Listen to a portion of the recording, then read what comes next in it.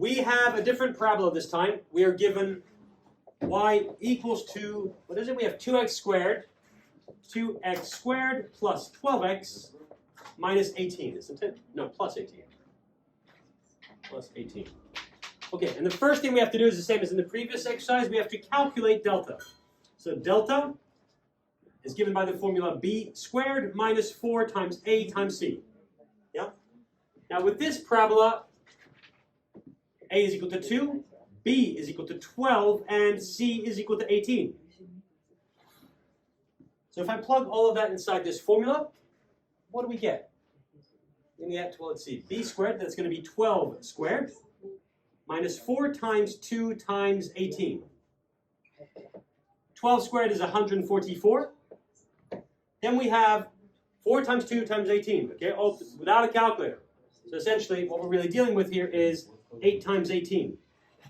Now, on your non-calculator paper, if you're stuck, if you're not comfortable doing that type of calculation, one way is just to quickly, on the side here, to be honest with you, I tend to think of this as 10 times 18 minus 2 times 18. Does that make sense? Yeah. So that's 180 minus, what, 36?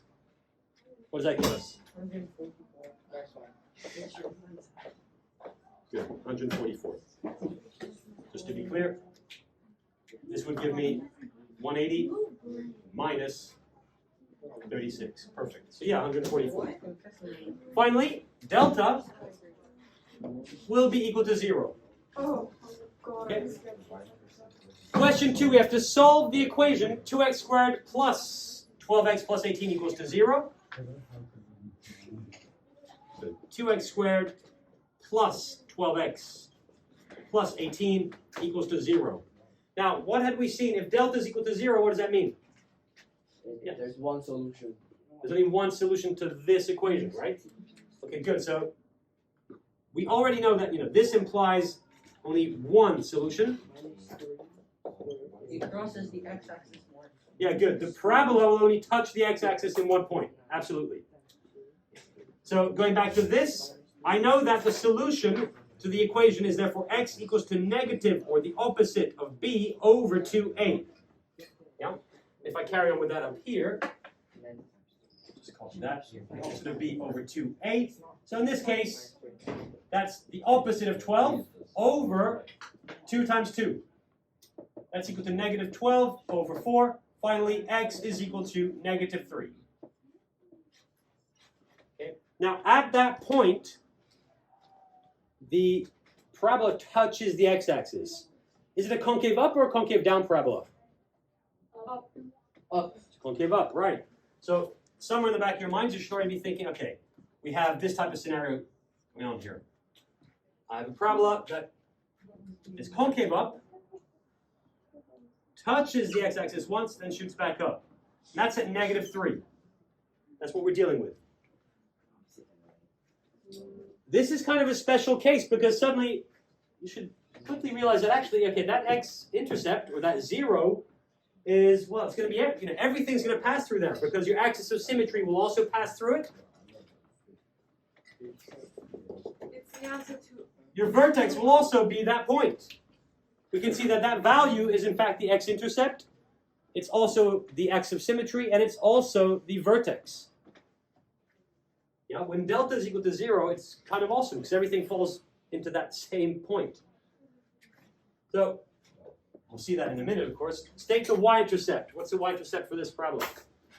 18. 18, right. Look at this number there. And I can just state that the y-intercept is 0, 18.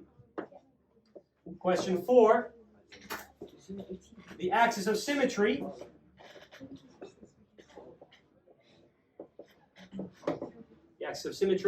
we had seen the formula we had seen last time, the p plus q over 2, where p and q are the two zeros, won't work here. There's only one 0. On the other hand, what will work is the formula x equals to negative b over 2a.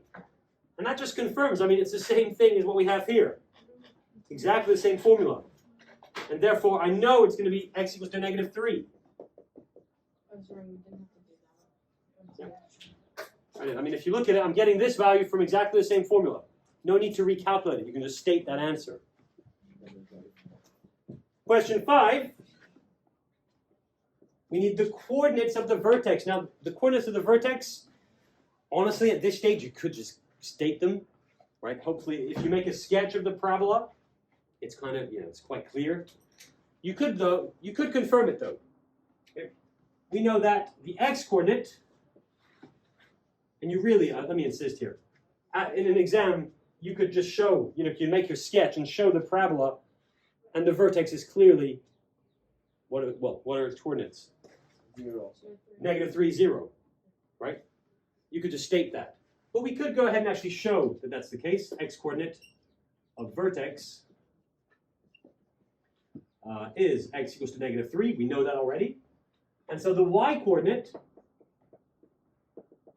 all I have to do there is use that x-coordinate of -3 and plug it back inside the parabola's equation. Right? This guy's job is you give the value of x, it will tell you the corresponding y-coordinate. So if I replace every x I see inside here by -3, it's going to give me the y-coordinate to the vertex. Let's see this. Y equals to 2 times -3 squared plus 12 times -3. What is it? Plus 18. Now, that's 2 times -3 squared. First of all, -3 squared is 9, so 2 times 9. Plus 12 times -3, that's -36 plus 18. We end up with 2 times 9, which is 18, minus 36 plus 18. And hopefully you can all see right away there, that's going to equal to 0. Right? 18 minus 36 is -18, plus 18 will be 0.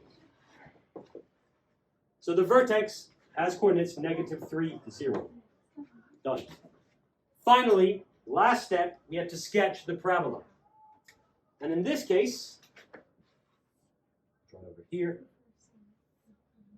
I don't need much of a positive x there.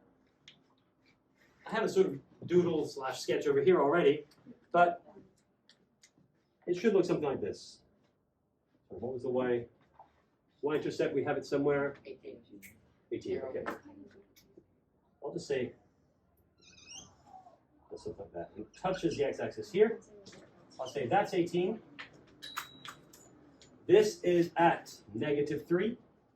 And I'll draw the axis of symmetry and say that's equation x equals to -3.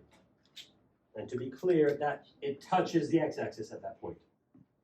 Okay? So this is an interesting case. When delta is equal to 0, the axis of symmetry, and the vertex sort of all coincide there. Yeah, can you see that? Okay?